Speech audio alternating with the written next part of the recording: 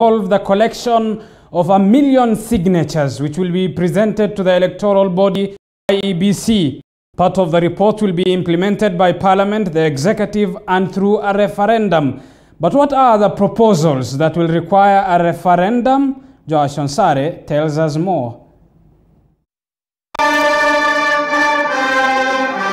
After the Building Bridges initiative was launched, the report is now headed to the collection of 1 million signatures required for a referendum. The signatures will be presented to the Independent Electoral and Boundaries Commission (IEBC) for verification. The draft bill will then be sent to all the 47 counties' assemblies. However, the report has proposed the implementation levels, pointing out the recommendations that will require a referendum. Insiders say that the proponents of the report are in support of the next process after abandoning an earlier option to seek most of the amendments through Article 256, which would have seen many amendments through Parliament. The report has outlined at least 58 articles to be amended under the 2010 Constitution. Out of the 58, 10 will require a referendum.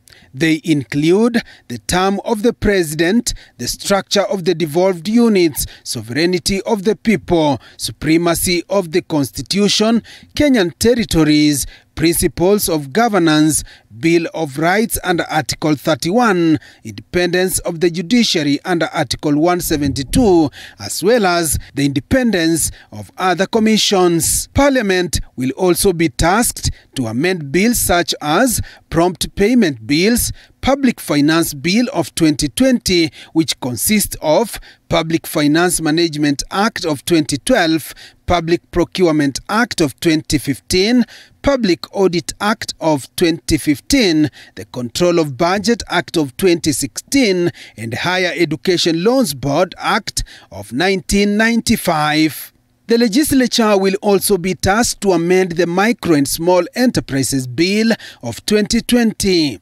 Ethics and Integrity Laws of 2020, Election Laws Amendment Bill of 2020, which will focus on the following statutes: the Election Act of 2011, Political Parties Act 2011, the Independent Electoral and Boundaries Commission Act of 2011, the Election Campaign Financing Act 2013, the Election Offences Act 2016. Others include the Public Participation Bill 2020, which entails collecting 1 million signatures to pass a bill, and Health Bill, which will focus on training of healthcare workers, recruiting of healthcare workers, welfare, career development and schemes of service for healthcare workers, intercounty and intercounty transfer of healthcare workers, transfer of health workers from one level of government to the other, and national distribution of highly skilled healthcare workers. I believe we had delivered on about all the legislation that was required to actualize the Constitution. So we can do it.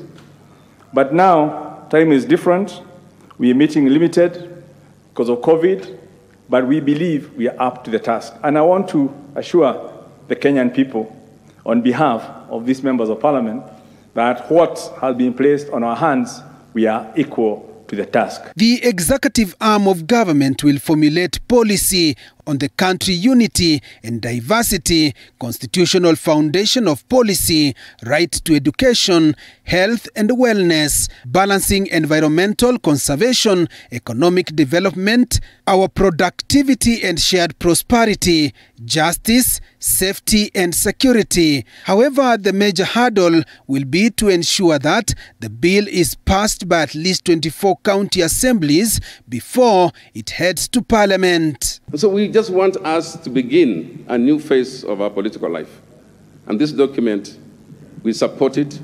I ask those who have issues will get around to look at it properly. But may God help Kenya.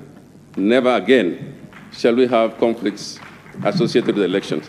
God bless Kenya. A similar attempt by the Third Way Alliance failed after more than half the county assemblies rejected the Punguza Mzigo bill. Joash Onsare, TV 47, Nairobi.